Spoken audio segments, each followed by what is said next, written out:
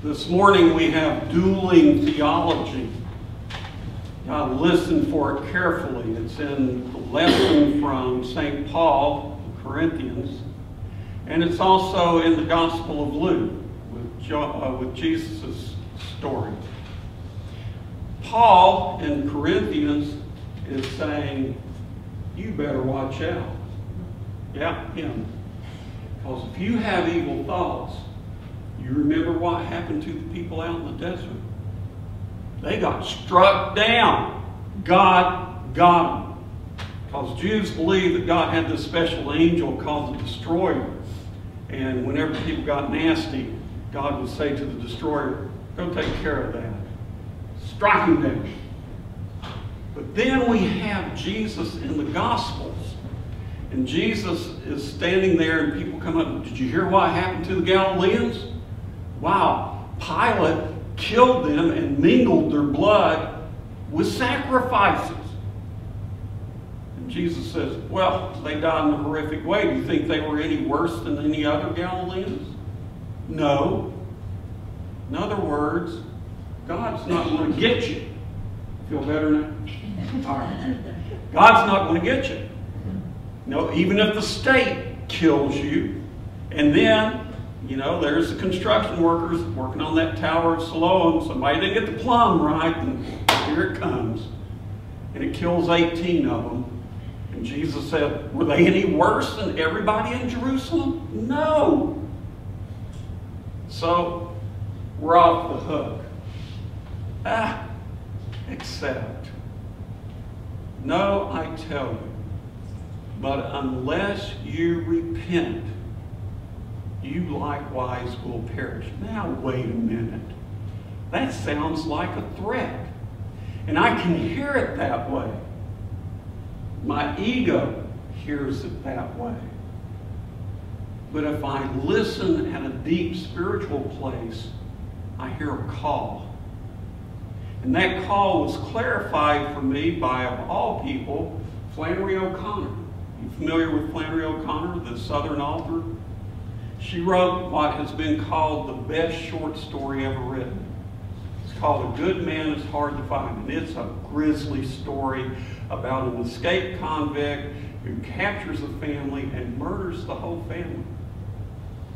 And for the life of me, for years, I had read years ago a comment by Flannery O'Connor that every story I write is about race. Where in the world is grace in A Good Man is Hard to Find? This gospel lesson helped me discover the moment of grace. Unconventionally, because Flannery O'Connor's not terribly conventional, in this short story. And it comes with a statement that the misfit makes right after he shoots the grandmother. Now, the grandmother is a vacuous, superficial person who believes she's a moral superior to everybody else in the world. And right after killing her, the misfit says this, she would have been a good woman, the misfit said, if it had been somebody there to shoot her every minute of her life. Now that doesn't sound like grace, does it? She would have been a good woman if it had been somebody there to shoot her every minute of her life. But what the misfit discovered was when she was confronted with her own mortality, the superficiality melts away. The moral superiority evaporates.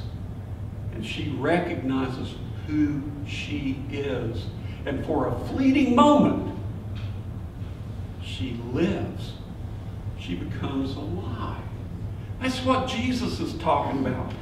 We don't need to go through our lives wondering if that cosmic hand is going to reach down and swat us. He says that's not going to happen. But death does. Death is a reality that we can approach in one of two ways. Fear, which is usually expressed through denial. Oh, no, it's not going to happen to me, not going to happen to me, not going to happen to me.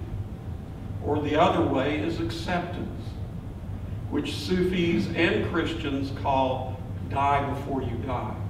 Make peace with death. Otherwise, if I don't do that, I'm going to perish.